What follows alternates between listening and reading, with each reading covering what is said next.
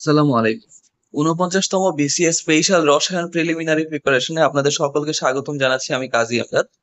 আজকে আমাদের আলোচনার বিষয় অর্গানিক কেমিস্ট্রি তথা জৈব যৌগের একটা খুবই গুরুত্বপূর্ণ টপিক, এবং এটা অত্যন্ত কঠিনও বলা চলে। কাইরালিটি।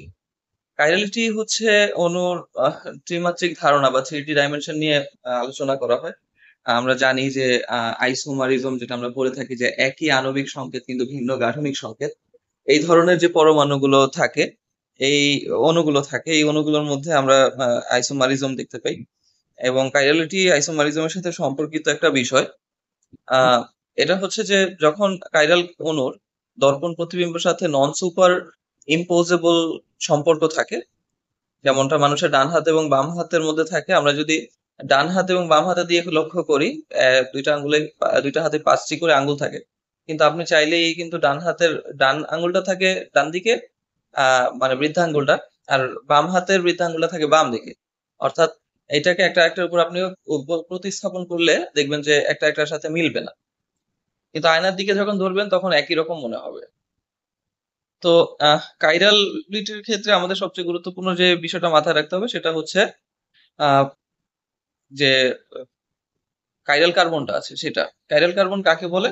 কাইরাল কার্বন হচ্ছে একটি কার্বন পরমাণু যার সাথে 4টি ভিন্ন গ্রুপ থাকে, তাকে কাইরাল কার্বন বলে বা অপ্রতিসম কার্বন বলে। একটি অণুতে একাধিক কাইরাল কার্বনও থাকতে পারে। যদি একটি কাইরাল কার্বন থাকে বা একাধিক থাকে, সেক্ষেত্রে আমরা 2n এর সূত্র দিয়ে বের করতে পারবো যে তার কয়টা সমাণু সম্ভব। যেমন যদি একটা কার্বন থাকে তাহলে 2 মানে দুইটা সমাণু হবে। যদি দুইটা কার্বন থাকে তাহলে 2 মানে 4টা সমাণু হবে। যদি তিনটা কার্বন থাকে কাইরাল কার্বন, তাহলে 2 মানে 8টা সমাণু হবে। তো এই ব্যাপারটা মনে রাখতে হবে, কারণ এটা পরীক্ষায় আসার মতো একটা বিষয়। এনানসিওমার কি?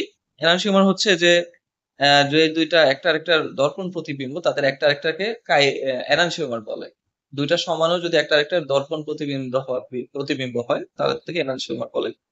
আর ডায়াস্টেরিওমার হচ্ছে যারা দর্পণ প্রতিবিম্ব নয় বাট সমাণু, এদেরকে আমরা বলবো ডায়াস্টেরিওমার। আর অপটিক্যাল অ্যাক্টিভিটিটা মনে রাখতে হবে যে কাইরাল অণু পোলারাইজড আলোর তলকে ঘোরাতে পারে।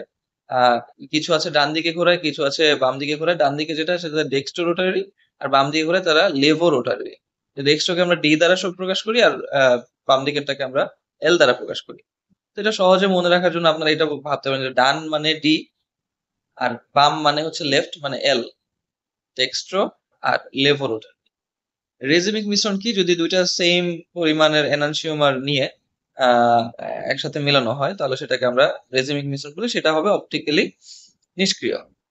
আর যখন অপটিক্যালি অ্যাক্টিভ হবে, কখন আপনি শুধুমাত্র ডেক্সট্রো নিয়ে যখন আপনি এটার মধ্যে এক আহ, কি বলে আহ আলো দিবেন, তখন সেটা কি হয়, পোলারাইজড লাইট, যেটাকে বলা হয় পোলারাইজড কাচের ভিতর দিয়ে যে আলোটা আসে, সেই পোলারাইজড আলো দিলে সেটা কি করে ডান দিকে বা বাম দিকে ঘুরে যায়। ডেক্সট্রো রোটারি হলে ডান দিকে ঘুরবে, আর লেভো রোটারি হলে বাম দিকে ঘুরবে। মেসো যৌগ হচ্ছে এমন একটা যৌগ যা একাধিক কাইরাল কেন্দ্র থাকা সত্ত্বেও অভ্যন্তরীণ প্রতিসম তল থাকার কারণে এটি সামগ্রিকভাবে অপটিক্যালি নিষ্ক্রিয় হয়। মানে মেসো যৌগ কি হয়? অপটিক্যালি নিষ্ক্রিয় হয়। রেজিমিক মিশ্রণ এটা অপটিক্যালি নিষ্ক্রিয় হয়।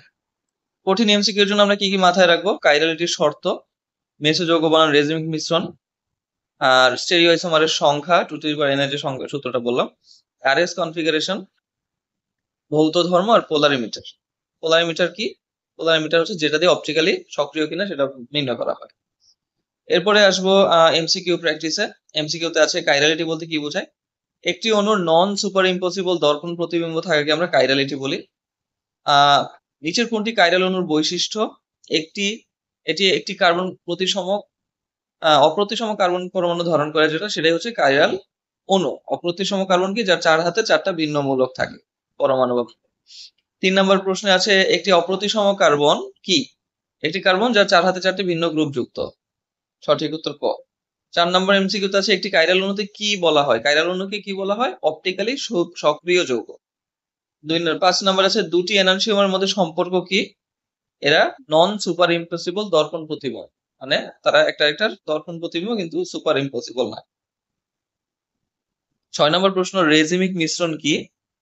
এটা হচ্ছে মানে দুটি এনানসিওমারের সম আণবিক মিশ্রণ বলা হয় রেজিমিক মিশ্রণ। 7 নম্বর প্রশ্ন, একটি রেজিমিক মিশ্রণ কেন অপটিক্যালি নিষ্ক্রিয় হয়? কারণ একটি এনানসিওমার দ্বারা পোলারাইজড আলো যেদিকে ঘোরে অন্যটি দ্বারা তার বিপরীত দিকে ঘোরে, এই কারণে দুটো মিলে একটা একটাকে নিষ্ক্রিয় করে দেয়। 8 নম্বর প্রশ্ন হচ্ছে ডায়াস্টেরিওমার কি? ডায়াস্টেরিওমার হচ্ছে নন সুপার ইম্পসিবল স্টেরিও আইসোমারকে আমরা বলবো ডায়াস্টেরিওমার, যারা একটা আরেকটার দর্পণ প্রতিবিম্ব নয়। 9 নম্বরে আছে কাইরালিটির জন্য কোন শর্তটি আবশ্যক? একটি অণুতে কোনো প্রতিসম উপাদান না থাকাটা কাইরালিটির জন্য আবশ্যক, মানে কাইরালিটির কার্বনের দুইটা হাতে একই জিনিস থাকা যাবে না। 10 নম্বর এমসিকিউতে আছে একটি মেসো যৌগ কি? একটি মেসো যৌগ হচ্ছে একটি একাইরাল যৌগ যা একাধিক অপ্রতিসম কার্বন থাকে, মানে প্রতিসম কার্বন থাকবে অপ্রতিসম কিন্তু কাইরাল যৌগ না। তাহলে এরকম আরো প্রায় 40টি মোট 50টি এমসিকিউ এর এই পিডিএফ ফাইলটা আমি আপনাকে দিয়ে দিচ্ছি, ইনবক্স ডেসক্রিপশন বক্সে লিংক দিয়ে দিচ্ছি, কমেন্টেও লিংক দিয়ে দিচ্ছি পিন করে। আপনারা সেখানে কমেন্ট করে আপনার জিমেইল অ্যাড্রেসটি পাঠিয়ে দিবেন আমাদের এই ভিডিওতে, এবং ওই লিংকে ঢুকে অ্যাক্সেস রিকোয়েস্ট পাঠিয়ে দিবেন। আমরা ইনশাল্লাহ আপনার অ্যাক্সেস রিকোয়েস্টটি ভিউয়ার হিসেবে সিলেক্ট করে দেব। ধন্যবাদ সবাইকে। আসসালাম।